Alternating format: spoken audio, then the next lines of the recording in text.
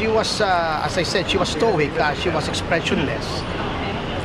Sir, what about the first gentleman? Ano ang plano po niya ngayon given na he's not included in the charge? Well, gusto niyang manatili sa tabi ng kanyang may bahay. Bigyan siya ng suporta ngayong araw ng kanyang oras ng kanyang pangangailangan at hilahil.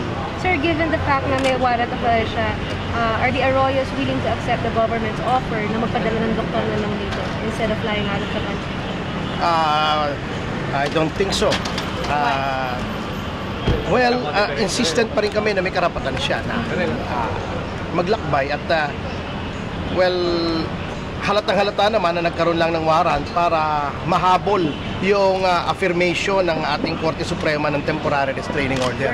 Halata naman yan eh. Sabi ng Malacanang sa pag-aresto kay Jerry na save daw po yung jewels of your family. Well, wala naman akong duda na maliligtas eh, sapagkat wala namang risk na mawala, sapagkat alam ko namang babalik sila eh. Ang masasabi ko lang at least na meron akong isa-save na jewels. So legally, ano message to Secretary? Well, my message is that sometimes injustice triumphs, but justice triumphs in the end.